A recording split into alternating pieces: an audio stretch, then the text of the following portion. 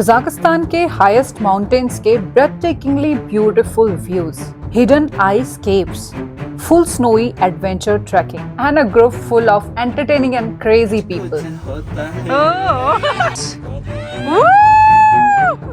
और भी बहुत कुछ देखने और जानने को मिलेगा आपको इस वीडियो में, तो चलिए शुरू करते हैं। Good morning everyone, welcome back to my channel. I hope आप लोग कजाकिस्तान की सीरीज़ एंजॉय कर रहे हैं। और आज जिस लोकेशन पे मैं आपको लेके जा रही हूँ वो बहुत ही अमेजिंग और यूनिक लोकेशन है। ऐसी कभी स्नो ट्रैक है, ऐसी स्नो ट्रैक और जो लोकेशन पे जाने के बाद जो देखने वाले हैं वो कभी मैंने पहले देखा नहीं है। So it's gonna be real fun. और वहाँ पहुँचने के लिए कुछ गियर्स भी लगते हैं which are mandatory. Gear shop के अंदर क्या क्या गियर्स आपको लगेंगे बताती हूँ। तो यहाँ पे जैकेट्स हैं एंड ये इन लोग का पैकेज है। बाकी मैं इनसे चेक करके बताती हूँ आपको पूरा डिटेल में। शीज़ा इंस्ट्रक्टर, उन्होंने मुझे बोला कि जैकेट लेके चलो, बहुत ठंडा होगा, तो मैंने जैकेट ले ली है। 3500 टैंगे में मिली है। These are the options you have. फिर ये 11,000 रेंज पड़ता जाएगा। और यहाँ पे अगर आपको अपना सामान छोड़ना है तो उसका 1000 टैंगे ये लोग ले लेंगे। इनके पास हेलमेट भी है रेंटिंग के लिए एंड ये लॉकर्स अपना सामान रखने के लिए, लेकिन इसका 1000 टैंगे वो एक्स्ट्रा ले लेंगे। मेरे पास भी एक स्वेटर में छोड़ने वाली थी क्योंकि मैं स्वेटर पहन के आई थी, बट ये बोल रही है गाइड की ठंड लगेगी। 3 लेयर थी स्वेटर्स की, बट विंडी होगा करके मैं अपनी जैकेट घर पे छोड़ा गया, मुझे ये लेना पड़ा। इट्स ओके, कुछ मिल जाएगा। और डिपॉजिट में ये लोग आपका पासपोर्ट रख लेते हैं। पे एवेन्यू इस स्ट्रीट का नाम है और शॉप का नाम है टोबे। ये है लोकेशन एंड ये है शॉप इसकी। आपको कैब छोड़ देगी। एबे एवेन्यू एड्रेस डालिए, ये एबे 15 और ये है शॉप गियर रेंटल्स के लिए। आज तो धूप आ गई है। तो बॉगडानोविच ग्लेशियर जाने के लिए अलमाती से आप यांडेक्स टैक्सी बुक करके पहुंच जाइए मैड्यू केबल कार स्टेशन। पहुंच गए हैं मैड्यू। वही पॉइंट है शिम्बुलाक की वीडियो में मैंने आपको दिखाया था, केबल कार स्टेशन। जा रही थी कितनी सारी केबल कार। हम यहीं से केबल कार लेंगे। और उस दिन मैं सिर्फ शिम्बुलाक तक गई थी और आज K1 K2 तक जाएंगे। K2 कॉम्बी 2 वहाँ से ट्रैक शुरू होगी। और यहाँ पे टिकट वगैरह कितना रहता है मैं आपको अंदर चल के बताती हूँ। वो रहा टिकट काउंटर, वो हमारी गाइड खड़ी है। और यहाँ से टिकट है 10,000 टैंगे पर पर्सन, जो अभी 5.6 का रेट चल रहा है इंडियन से। आप एक्सचेंज मतलब कैलकुलेट कर लीजिए, 10,000 टैंगे डिवाइडेड बाई 5.6 इतना इंडियन में लगेगा। और वो आने जाने का टिकट रहेगा कॉम्बी 2 तक। क्या लग रहा है यार पीछे सी। ओके, सेम ग्रुप जो आपने लास्ट वीडियो में देखा था और सेम गाइड, हम सब फिर से इकट्ठे होकर निकले थे इस ट्रैक के लिए।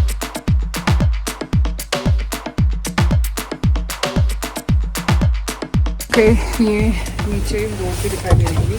तो यहाँ से बसेस में भी आप जा सकते हैं। टैक्सी लेती है 15,000 टैंगे और बस भी है। बस तो बहुत कम लेती है बट वो टाइम ज़्यादा लेगी, 2 घंटा लगभग लगा देगी ऊपर पहुँचाने में।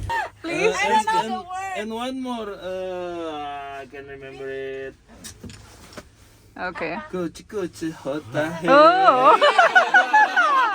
केबल कार से दिखेंगे आपको बहुत ही खूबसूरत स्नोई पीक्स के व्यूज और नीचे छोटे छोटे विलेजेस और वैली भी। शिम्बुलाक पहुंच गए और सेफ टिकट हमको अब यहाँ से हम करेंगे गंडोला चेंज K1 पीक के लिए। K1 पीक जाएंगे and this is how beautiful the Shymbulak is looking. Skiing location ये मैंने आपको शिम्बुलाक के वीडियो में पहले भी दिखा दिया है। ये बिगिनर स्कीइंग का एरिया है पूरा। देखो कितना प्यारा लग रहा है। और हमारी गाइड हमको चिल्ला चिल्ला के बोल रही है let's go let's go, so let's go.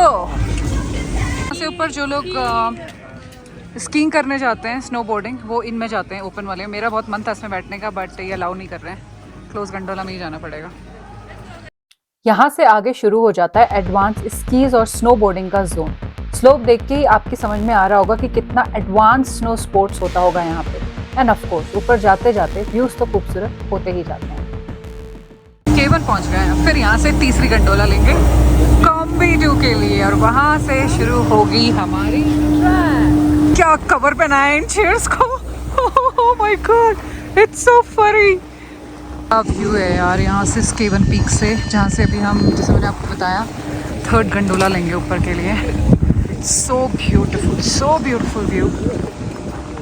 What more you can ask for? Look at this. अब K1 से K2 के लिए तो लोग भी बहुत कम रह गए थे, सिर्फ प्रो लेवल के स्कीयर्स और ग्लेशियर ट्रैक वाले, और नीचे दिख रहे थे कुछ रिजॉर्ट्स भी। तो इतने ऊपर भी यहाँ रहने की फैसिलिटीज हैं, लेकिन expensive. Welcome to combi 2 everyone.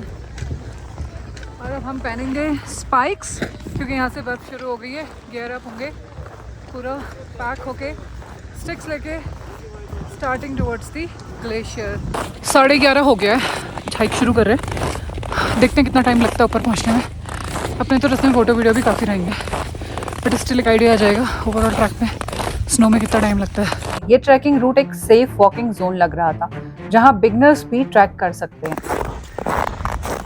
What a beautiful trekking trail.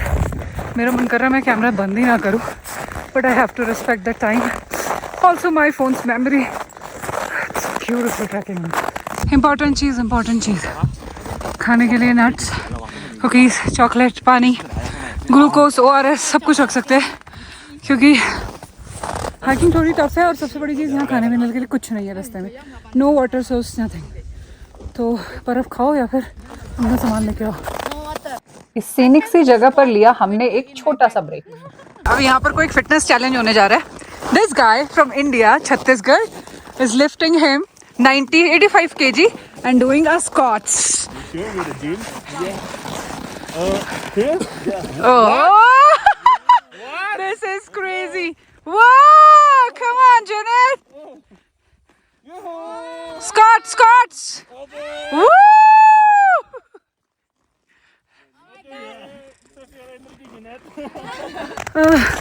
इस ट्रैक पे ना मुझे लग नहीं रहा अभी तक तो गाइड की ज़रूरत है, टू बी ऑनेस्ट। पूरा ट्रैकिंग रूट बना हुआ है। कुछ लोकल्स ने डरा दिया था, 3-4 लोग पहले दिन गए थे, बर्फ़बारी की वजह से दब गए और वापस नहीं आए, दे डाइड एक्चुअली। तो हमने कहा रिस्क क्यों लें, चलते हैं।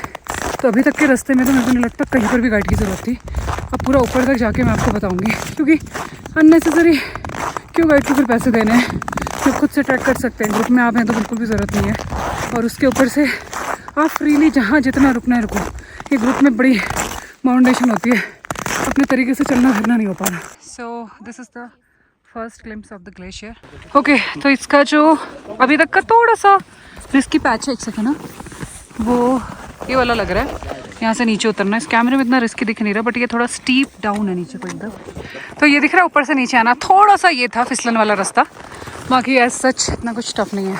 और वो नीचे दिखाई देने लगी केव। अब इसके अंदर जाना थोड़ा रिस्की था, बट लकीली किसी ने यहाँ पर ऑलरेडी रोप्स लगाई हुई थी, जिसके सहारे मैं भी अंदर उतर गई। ओके, यहाँ से ये रोप लेके फिसलते फिसलते हम आगे, गाइड मना कर रही थी, हम खुद से आ गए। और अब बाकी ग्रुप वाले लोग भी हमको देख के अंदर आ रहे हैं। And here the real glacier और this cave start. See how beautiful it's looking. इस केव को बोला जाता है अक्टूबर केव, जो कजाकिस्तान की सबसे बड़ी आइस केव है।